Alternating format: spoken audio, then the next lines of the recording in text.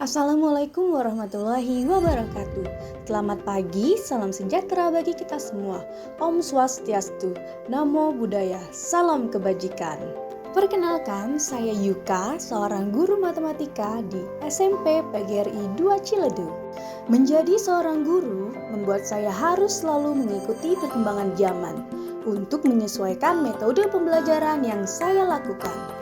Contohnya seperti saat ini, pembelajaran diferensiasi harus dilaksanakan saat proses pembelajaran. Untuk itu, di video ini saya tampilkan video pembelajaran diferensiasi yang saya lakukan saat mengajar sebagai referensi Bapak dan Ibu guru lainnya. Selamat menyaksikan. Assalamualaikum warahmatullahi wabarakatuh. Waalaikumsalam warahmatullahi wabarakatuh. Gimana kabarnya, sehat? Alhamdulillah.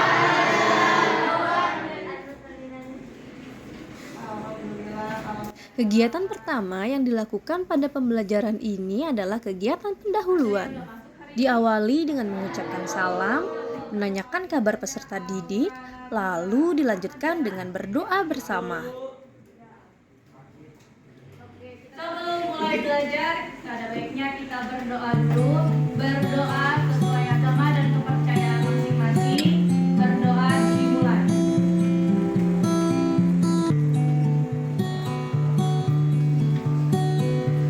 Berdoa selesai. Setelah berdoa bersama, pendidik menyampaikan tujuan pembelajaran kepada peserta didik. Tujuannya adalah agar peserta didik dapat mengetahui apa yang akan dipelajari pada kegiatan pembelajaran Minggu kali lalu ini. kita sudah belajar tentang materi apa?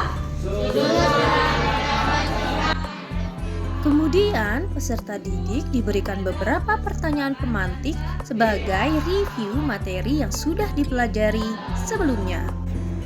Oke, jadi kita akan review tentang materi yang kemarin, tentang sudut sehadap, sudut berseberangan, dan sudut sepihak. Kan ada macam-macamnya ya? Ada yang ingat? Kalau ingat angkat tangannya.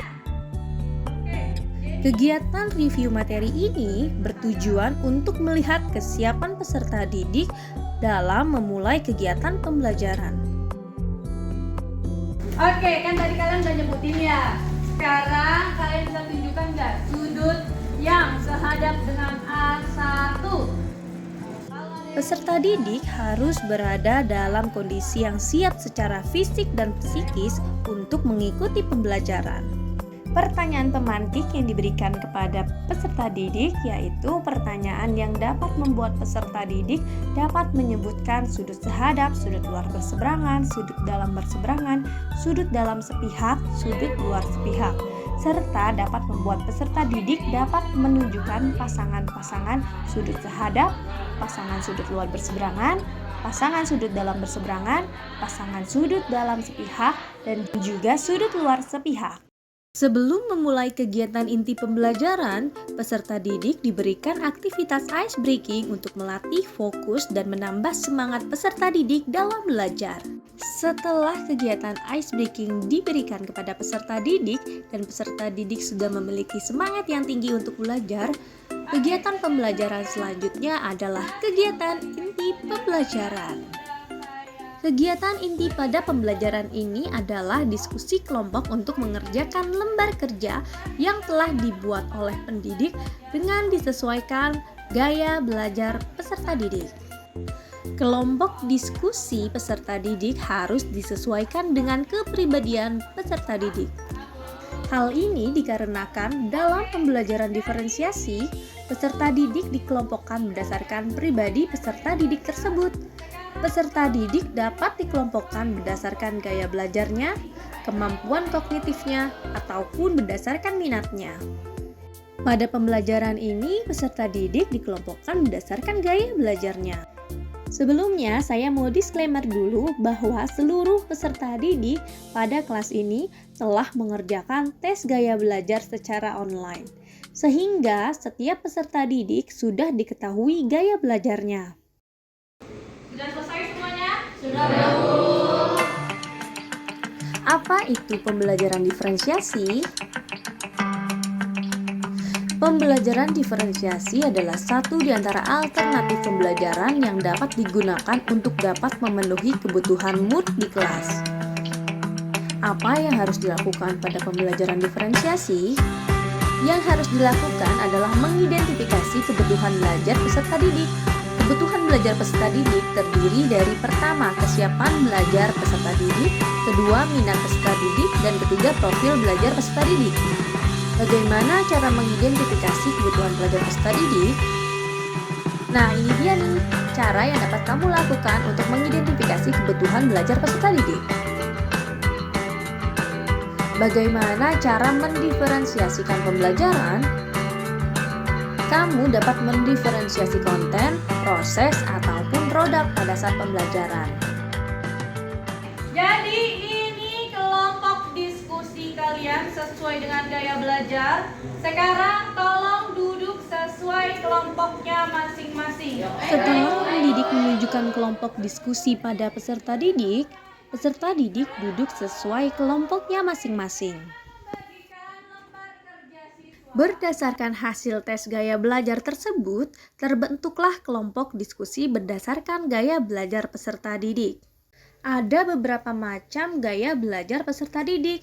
Yang pertama, tipe visual. Gaya belajar visual menyerap informasi terkait dengan visual, warna, gambar, peta, diagram, dan belajar dari apa yang dilihat oleh mata.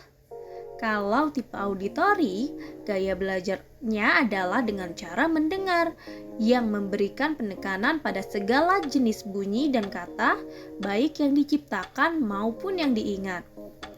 Selanjutnya adalah tipe kinestetik. Tipe kinestetik ini merupakan gaya belajar yang paling baik dengan berinteraksi atau mengalami hal-hal yang di sekitarnya, lebih cenderung ke praktek saat belajar. Peserta didik dengan gaya belajar visual pada lembar kerjanya diminta untuk mencari dan melihat materi dari Google ataupun buku untuk mereview kembali materi yang dibutuhkan agar dapat menjawab soal yang diberikan. Bagi peserta didik dengan gaya belajar auditori visual maupun visual auditori, diminta untuk menonton materi dari YouTube untuk mereview kembali materi yang dibutuhkan agar dapat menjawab soal yang diberikan. Peserta didik dengan gaya belajar kombinasi antara kinestetik dengan auditori maupun visual diminta untuk melakukan aktivitas menggunting dan menempel untuk menjawab soal yang diberikan. Peserta didik dengan gaya belajar kombinasi seperti ini diperbolehkan melihat materi dari Google maupun menonton video dari YouTube untuk mereview kembali materi yang dibutuhkan agar dapat menjawab soal yang diberikan. Sudah selesai semuanya? Setelah proses diskusi selesai, peserta didik mempresentasikan hasil diskusi kelompoknya. Kegiatan presentasi kelompok dapat melatih kepercayaan diri para peserta didik. Peserta didik dilatih untuk berani menyampaikan informasi kepada rekannya dalam proses presentasi kelompok ini, sehingga dapat meningkatkan kemampuan public speaking peserta didik tersebut. Tak hanya itu, peserta didik juga dibiasakan memiliki sikap saling menghormati dan menghargai. Peserta didik juga dapat mengembangkan daya pikir, pengetahuan, dan pengalaman, serta melatih untuk berpikir kritis dan menumbuhkan kreativitas peserta didik tersebut. Kemudian, pendidik memberikan pembahasan kepada peserta didik untuk memantapkan pemahaman para peserta didik berdasarkan hasil diskusi kelompok yang sudah dipresentasikan. Kegiatan pembelajaran terakhir adalah kegiatan penutup. Pendidik dan peserta didik melakukan refleksi pembelajaran agar pada pembelajaran berikutnya tercipta proses pembelajaran yang lebih baik lagi. Tak lupa, pendidik juga harus menginformasikan materi yang akan dipelajari selanjutnya agar peserta didik dapat mempersiapkan diri lebih baik pada proses pembelajaran selanjutnya. Pendidik dan peserta didik berdoa bersama untuk menutup pembelajaran. Pendidik mengucapkan salam penutup sebagai tanda berakhirnya proses pembelajaran. Itulah video referensi pembelajaran diferensiasi yang biasa saya lakukan. Semoga videonya dapat bermanfaat bagi Bapak dan Ibu guru untuk diterapkan pada pembelajaran di sekolah. Dan yang terakhir, saya ucapkan selamat ulang tahun yang ke-30 untuk Kota Tangerang. Tangerang, ayo!